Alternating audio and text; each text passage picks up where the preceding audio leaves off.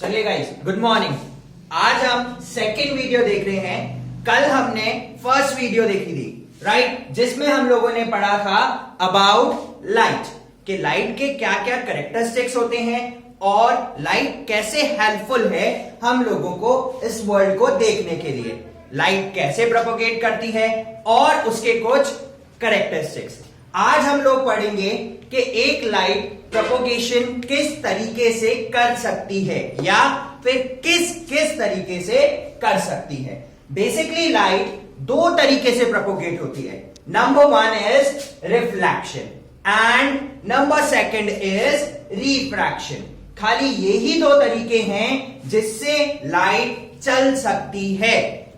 आया समझ में? राइट। अब सबसे पहले हम लोग देखते हैं रिफ्लेक्शन।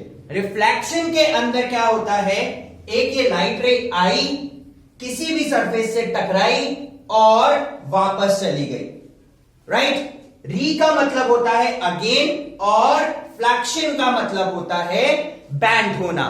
यह कहलाता है रिफ्लेक्शन। ये हम लोगों ने बहुत जनरली और सब चीजों में नोटिस किया है, ठीक है। एक बॉल लीजिए और हम उसके ऊपर एक बॉल फेंकते हैं, राइट। बॉल फेंकी, टकराई और हम लोगों के पास वापस आई। ये वापस आना क्या होता है? This is a phenomena of reflection. वहां पर हमारे पास एक बॉल होती है और यहां पर हमारे पास क्या है? लाइट की रेज, जो किसी भी सोर्स से जनरेट हुई है। Second one, that is refraction. अब अगर हम इस वर्ड को ब्रेक करें, यहां पर फ्रैक्शन का मतलब क्या होता है? हम लोगों ने मैथ्स में पढ़ा है, फ्रैक्शन जनरली डिनोट्स रेशियो। यहां पर अगर हम रेशियो लें, देखिए x अपॉन y, यहां पर एक लाइन है जो रेशियो को डिफाइन कर रही है। इसी तरीके से ये जो होता है, ये मीडियम का इंटरफेस है। ये हम समझते हैं लाइन का रेशियो, और यहां से एक सोर्स से लाइट आई, यहां पे टकराई और वापस से नीचे चली गई। x जहां से सोर्स जनरेट हुआ, y जहां पर हमारी लाइट गई। यह कहलाता है रिफ्रैक्शन। इसको आगे हम लोग डिटेल में पढ़ेंगे, बट सबसे पहले हम लोग पढ़ते हैं रिफ्लेक्शन होता क्या है और किस तरीके से वो इमेज जनरेट करता है और बाकी उसके सारे के सारे कैरेक्टरिस्टिक्स। सबसे पहले हम बात करते हैं रिफ्लेक्शन की। अभी हमने देखा रिफ्लेक्शन का मतलब होता है, री का मतलब होता है अगेन और फ्लैक्शन का मतलब होता है बैंड, मतलब वापस से बैंड होके आना। कोई चीज गई, टकराई, बैंड हुई और हमारे पास वापस आ गई। ये मेथड कहलाता है रिफ्लेक्शन होना। Basically reflection is a phenomena of bouncing back of light in same medium. हम उसी मीडियम में रहेंगे, बट इस बार उसका डायरेक्शन क्या होगा? चेंज होगा। डायरेक्शन जाते समय कुछ और था और आते समय कुछ और होगा, राइट। अब देखिए, यहां से हमने एक बॉल फेंकी है, ये गई, टकराई, ये बॉल है जहां पर वो बॉल टकरा रही है और टकरा के हमारे पास वापस आई। जाते समय डायरेक्शन ये वाला था और आते समय डायरेक्शन ये वाला होगा, यानी कि अगेन वापस से आई है, बैंड होके आई है, बट उसका जो मीडियम है वो सेम है, लेकिन उसका डायरेक्शन चेंज है। ये हुआ रिफ्लेक्शन। सो अगेन हम लोग देखते हैं reflection is a phenomena of banding of light, और वी कैन से, हम ये बोल सकते हैं, it is a phenomena of bouncing back of light in same medium by the change in direction of light is known as refraction। खाली direction change होता है, medium वो ही का वो ही रहता है। चलिए, अभी हमने रिफ्लेक्शन की डेफिनेशन पढ़ी है। अब हम एक जनरल सा एग्जांपल देखते हैं और फिर उसको लाइट के साथ कंपेयर करते हैं। यहां पर सबसे पहला एग्जांपल लिया है हम लोगों ने बॉल का। बहुत जनरल एग्जाम्पल है, हम लोग ये बचपन से करते आ रहे हैं और देखते भी हैं, बट अब इसको हम कैसे लाइट से रिजेंबल करते हैं। देखिए यहां पर हमने एक बॉल ली, एक पर्सन ने एक बॉल को फेंका है, ठीक है, और ये एक वॉल पे जाके इंसिडेंट हुई, ठीक है। ये डायरेक्शन क्या है, ये आने वाला डायरेक्शन है, वॉल से टकराई और वापस से उसी मीडियम में बैंड हो गई। जाने का डायरेक्शन और आने का डायरेक्शन दोनों एक दूसरे से अलग हैं, बट मीडियम दोनों में सेम है। अब इसी चीज को हम लाइट से लेते हैं। ये एक सोर्स है जो एक लाइट इंसिडेंट कर रहा है, और ये हमने कोई रिफ्लेक्टिंग सरफेस लिया है जो लाइट को रिफ्लेक्ट करेगा, मतलब बाउंस बैक करेगा। यहां से एक इनकमिंग लाइट रे आई, इस सोर्स से जनरेट होके इस रिफ्लेक्टिंग सरफेस पे टकराई और वापस से बाउंस बैक हुई। दिस इज रिफ्लेक्टेड लाइट रे।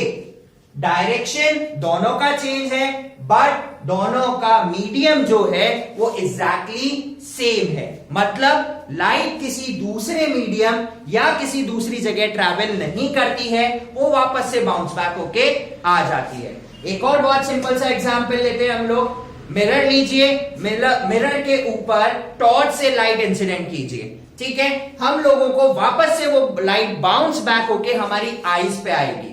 क्या हुआ, मीडियम वही है, बट हम लोगों ने करी थी मिरर पे इंसिडेंट और वो हमारी आईज पे आई, मतलब उसका डायरेक्शन कंप्लीटली चेंज था।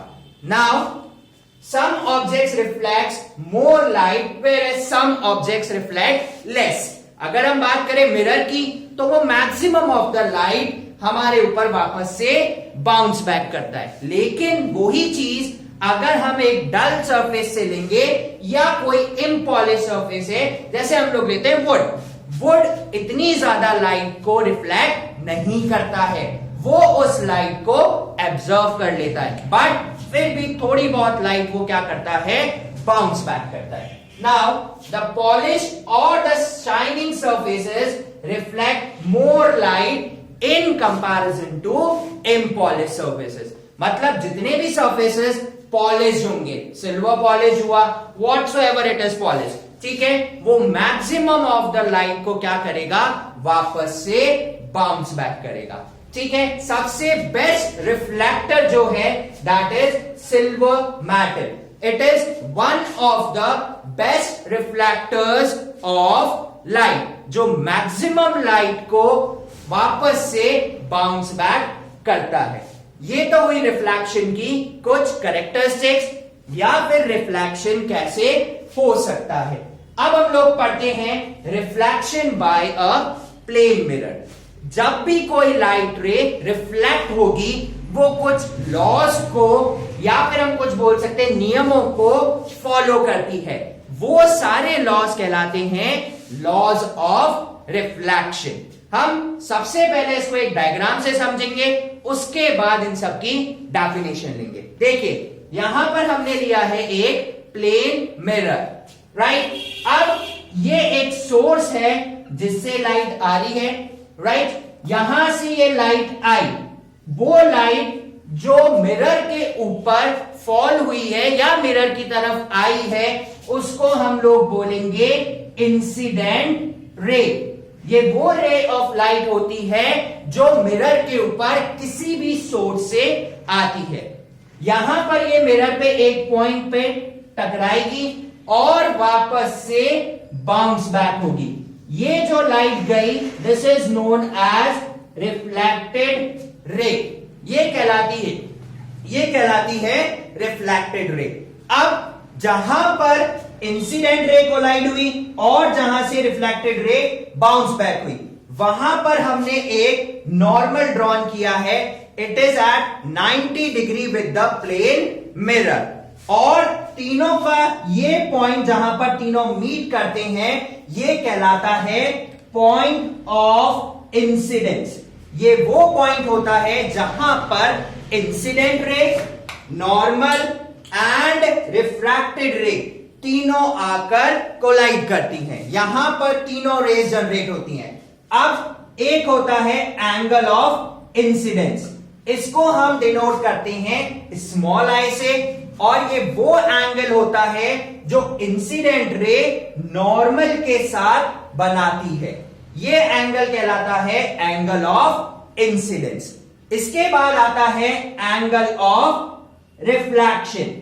ये वो एंगल है जो एक reflected ray again with the normal बनाएगी। ये कुछ पैरामीटर्स हैं जो रिफ्लेक्शन शो करते हैं और ये कुछ लॉज को फॉलो करते हैं। इसके आगे हम लोग नेक्स्ट वीडियो में पढ़ेंगे। आपको अगर मेरी वीडियो पसंद आई है, आप लाइक कर सकते हैं, सब्सक्राइब कर सकते हैं और आगे शेयर भी कर सकते हैं। Thank you.